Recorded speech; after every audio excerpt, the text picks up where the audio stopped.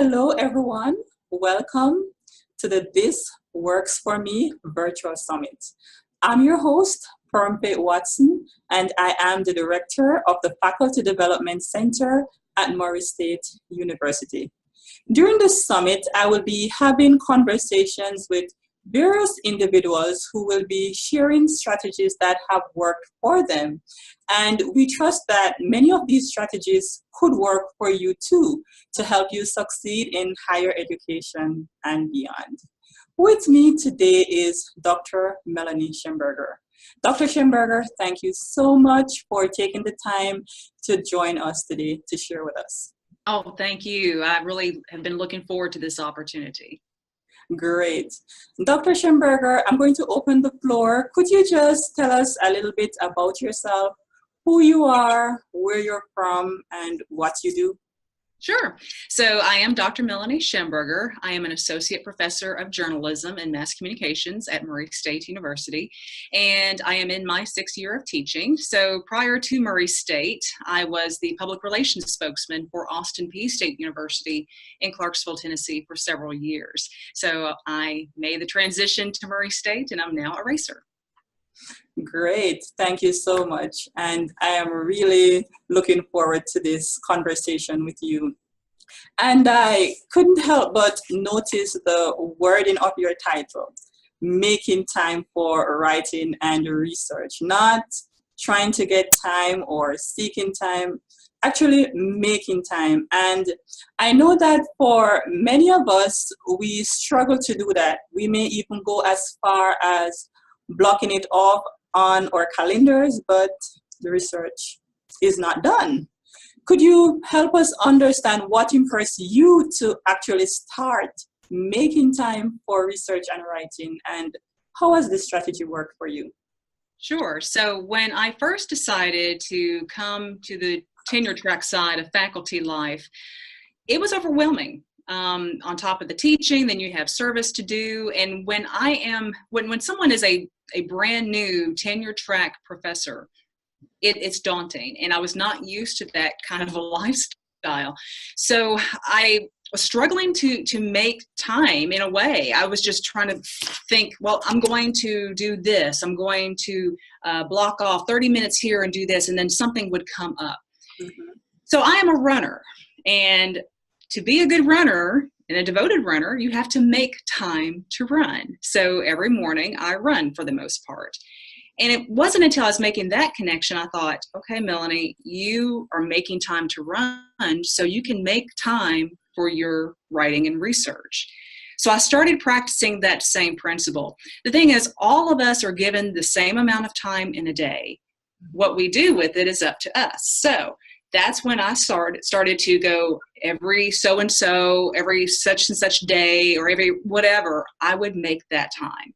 Yeah, it did mean writing it in the appointment book, but that was a date that I kept to myself. So that's how my pathway to really making time for research and writing came about. We're always saying finding time, or I don't have time. The operative verb here is making time. So I think it is a strong word choice that when you start making that more and more, it will really resonate highly with you. Okay, thank you so much. So what are some practical ways that we could really use to help us make time for research? Sure. So I think one thing that you have to do is be intentional about it. Once you do decide that such and such day is going to be your writing day, then that's what you have to start with. So I'm going to use myself as an example. So every Friday, I've been fortunate where in the spring semester of 2018, I didn't have any classes on Fridays. Fall semester, the same way. And now that we've got courses planned for spring 2019, again, Fridays are my open days. So every Friday is a writing and research day. Now, does that mean that I don't do writing and research at any other time during the week? No. If I can fit it in, great. Then I will do 10 minutes here, 30 minutes there, if I can do that. However, Friday is the day. Nothing else gets done on Fridays. I still wake up as though I'm coming to the office, but maybe I'll go to the library, or maybe I'll stay at home. It just depends. And I make that time my R and W day. So that's just what I do. So I think you have to be intentional. But the other thing I do is I make a list of all my research and writing projects, no matter how big or how small. And that list stays. In fact, I'm going to show you. So here's like my calendar. This is my planner. And I make a list about every week because it changes. And it gives me, I put it, you can't miss it. So when I open my calendar to see what appointments I have for the day, I'm always seeing my list. And it has that constant reminder that that is coming up, or this deadline is here, or whatever. So you really need to work on that. So I think making those lists frequently, that helps. And it by being able to write it, and it just commits myself to committing my memory to it a little bit better. So I'm just able to, I think, just follow that list very well. But it's being intentional, making those lists.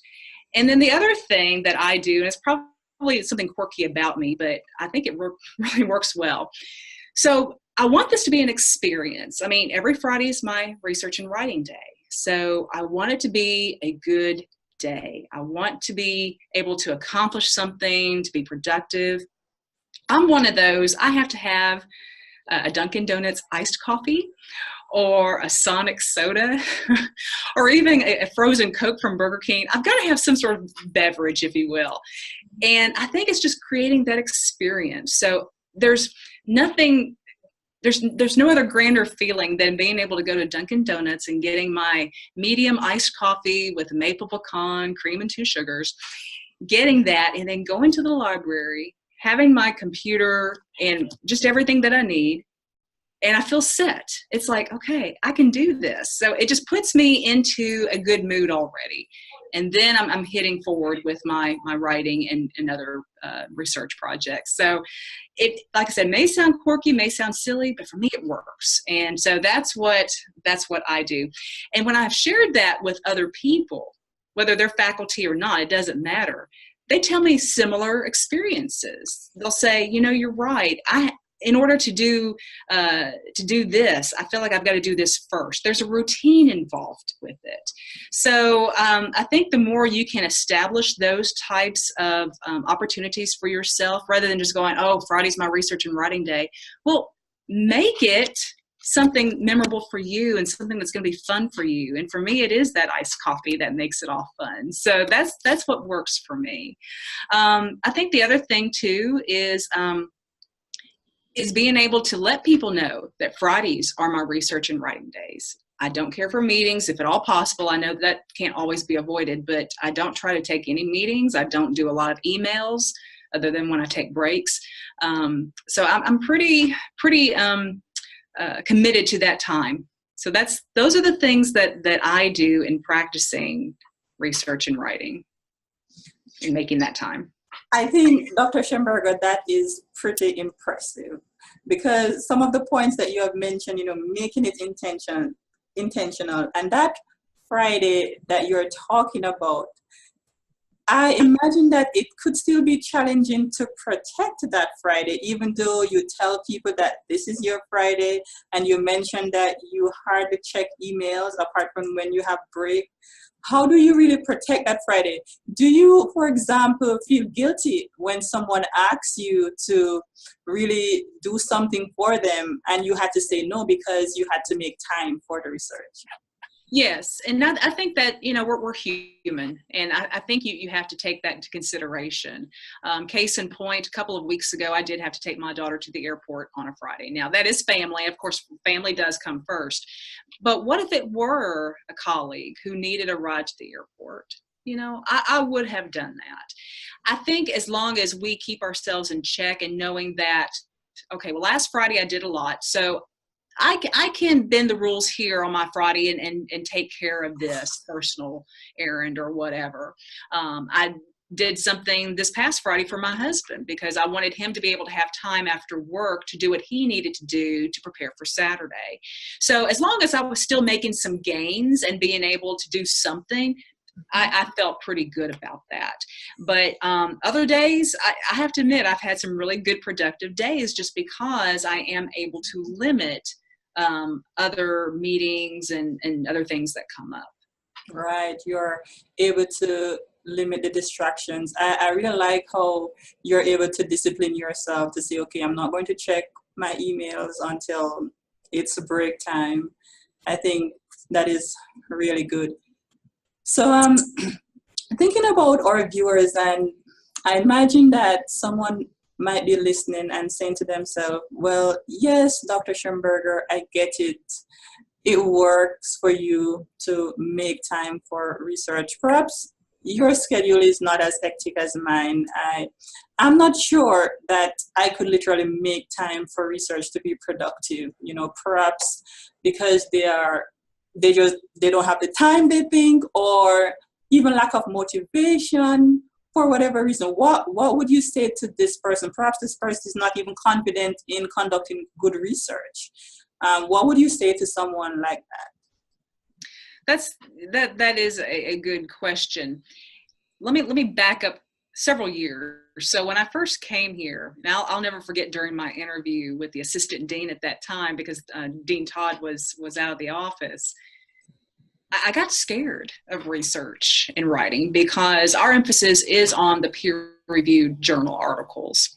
And I really didn't think I could do it. And it wasn't until I just started on just a kind of a simple writing project. It involved a little research. It was not a peer-reviewed journal, but it was just something to get me going, something that I got to see published.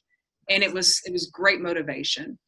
Well, then it just kept spiraling for me from then on out, to the point where I was like, wow, if I could do just this little bit, what could I do in getting that peer-reviewed journal article?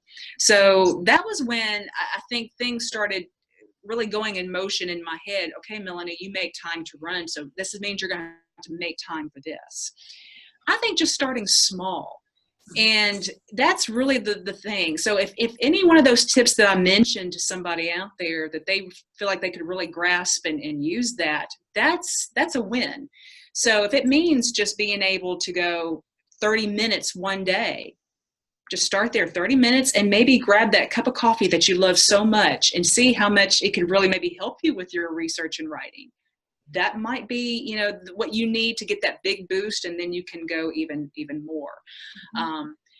Sometimes too, I think just having those conversations with other people, maybe it's somebody in your office or family members, and just seeing what kind of support can you get from them. I really want to get this article done. I know we've got this coming up and that coming up, but what could you do to help me just to get this project done? What kind of writing time can you give me? You know, so I think just finding those little nuggets as to where we can tweak and being able to use those to make time in our busy weeks to get that writing accomplished. Yeah, I really like what you're sharing here. It's just so important, because sometimes we want to just climb over the mountain just like that. Yes. And it's not that easy, but really starting small and really looking at the achievement right there, that really is encouraging to see, okay, well, if I could do this, then perhaps I could do that. So I really like that, starting small. And I like how you mentioned just really trying to get help from other people too. And I'm sure perhaps you have benefited in your professional life in writing and research from other people as well. Yes. Go ahead. Yeah, would you say that really having mentors perhaps could play a role in that? Yes, and it's not just mentors here on your campus. It's also having mentors from afar. I have one mentor who teaches at, she doesn't know that I call her my mentor, but I just love reading on Facebook and Twitter the things that she accomplishes, and it's like I want to be her, to be able to be that writing diva that I consider her to be. And I think it does help. So it doesn't have to be on your campus. It could be somebody that you stay in contact with through social media, because sometimes many of these people that we look up to, we only get to see each other maybe at conferences. And if we can establish just even that virtual presence, that helps so much. And I know that she is a tweet away or a Facebook message away. Whenever I feel like I've got some doubts, I can message her and go, okay, I'm having a hard time trying to focus. Help me here. What are you doing? And she has been just really great, a great role model in that regard for me. Exactly. That really is a good option to have. And for those of you who are at Morris State University, we also offer a writing group each semester. So definitely contact the Faculty Development Center to find out how you could be a part of that. And Dr. Shemberger has always been a part of this group. That's what's impressed me so much with you. You find time to do so many things. You're a part of the writing group, the book groups. You do so many presentations. You have so many publications and different things. So I can really assure you that Dr. Shemberger is really coming from the perspective of making time amidst doing a whole number of things. And I'm just so impressed with how she makes time. Whenever she's involved in anything that I'm doing, she's always on time showing up, and she shows up. So these tips that she is giving today are really worth thinking about. So Dr. Shemberger, I know that we could speak about this for a long time, but what resources, are there any resources that you would encourage our viewers to look at or review if they would like to just explore a little bit more about making time for research and writing? So I don't have a specific resource, although there is one thing in my head that when I was preparing for this, and I could not find my copy, so I don't know if I've lent it to somebody, but it really helped me in my dissertation years ago. So those of us who have been through the dissertation process, we know what it's like when trying to carve out that precious time in our days to complete those types of writing projects. Mm-hmm. But it even mentioned some things about how you should try to schedule some time, and make it consistent if at all possible. Really, those of you who do have doctorates, if you go and revisit some of those materials from your dissertation, maybe that will prompt some ideas. I still think, even though social media, you got to limit that during these precious moments, but if there are some writing groups out there, which there are, but if there are some specific to your discipline, try to connect with those colleagues, because they're going to be really just tremendous treasures to you in your research and writing process.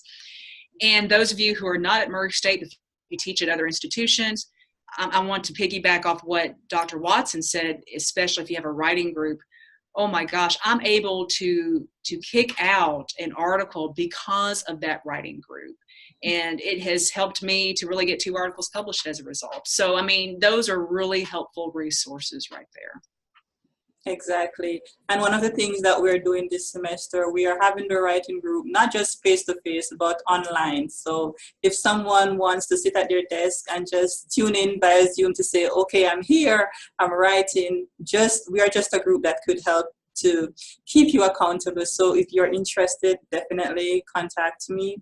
And also, Dr. Shemberger, I know this conversation has been very great, and I would just ask whether or not you could give our viewers a challenge or an encouragement so that they could start making time for writing and research. So I think the first thing you're going to have to understand is that you are human, and for me, not every Friday is that perfect research and writing day, and that's okay. If you can just accomplish something in 15 minutes, you are going to be doing some great things. Really, it's just about what time do you have that you can then make for your own writing and research. So it doesn't have to be an all-day thing like it is for me. I'm just blessed to be able to do it that way. There's going to come a day when that won't be possible, but right now I'm taking advantage of it. But if there's a day during the week where all you have is 30 minutes, that's wonderful. Make that 30 minutes the best 30 minutes of the week for your research and writing. And just don't beat yourself up over any time you miss those moments. It's going to happen. I don't get my perfect Friday every week, and that's okay. Thank you so much, Dr. Shemberger. I would say to you viewers, write that down. Use that 15 minutes or 30 minutes. It really helped me when I was writing my dissertation, because I was looking for that perfect block of time that never came. It was really when I tried that strategy, using the 15 minutes or the 30 minutes, and then perhaps it just turned into an hour or more. But definitely, that's a great strategy to have.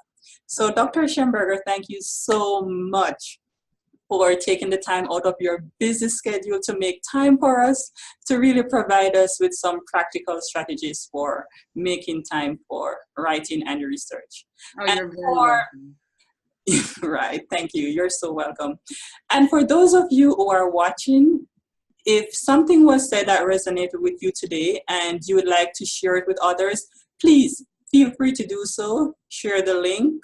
All are welcome to subscribe, and we hope that you will join us again for the next episode of the This Works For Me Summit. See you soon.